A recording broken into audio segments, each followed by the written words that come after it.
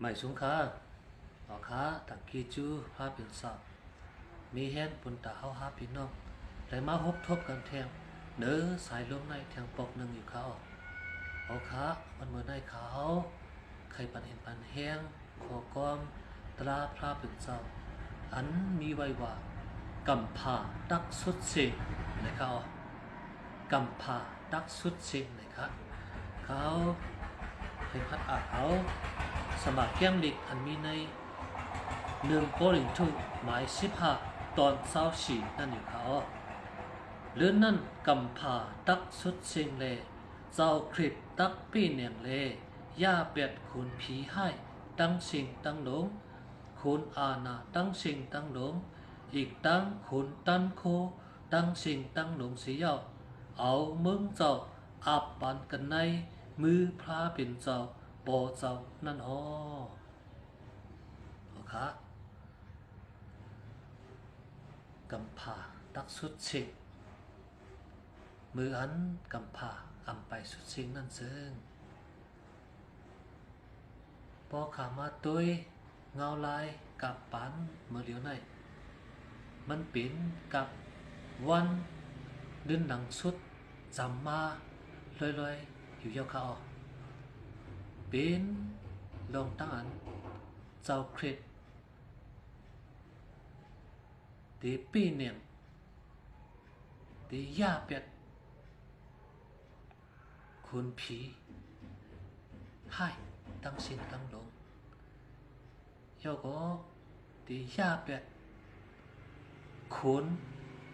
อาณาอีกตั้งคุณตันโคตั้งสิ่งตั้งลงเจ้าคริสตีย่าผิวเป็ดครับไว้สีย่าผิวเป็ดคุณผีมานัดอนำดีมงามตั้งสิ่งยาวในเจ้าคริสตีเอามึงเจ้าอันผ่านสร้างไว้อันหังดีหังงามเหมือนหนังเตะมือเงากำผ่าพุ่นค่ะเพื่อได้อาปันตีพระเป็นเจ้าอันเป็นปอเจ้านั่นไหนค่ะอ๋อค่ะปองว่าย่าเมื่อเลี้ยวกับปันอันให้มึกสุกยุงไว้อยู่ทำเมื่อเลี้ยวในกับสางแลเป็นจังไหนก็เปิดก้นเอาค่ะกันน้ำในอยู่ไว้ใต้มือขุดผีมานัดไว้ค่ะก็เปิดว่าอ่ำไปป้นรถเลี้ยวอะไรในมือขุนผีมานัดเลยตกซุ่มไว้ค่ะปีน้องกวนเสือนหู้จักฮับขาเมาเจ้าหญิสุเป็นเจ้ากิจชดนั่นเทบอกว่าคนนั่นเทเป็นก้อนตีไรปีเนี่ยอองเมียงกว่ามืดนั่นอยู่ค่ะวันเมื่อในขอความตราพาเป็นสอบขึ้นสืบปัญญาค่ะตอนหนึ่งมีในเกม1 โยหัดหมาย5 ตอนชิบเก่านั่นซึ่งเฮาฮู้ว่า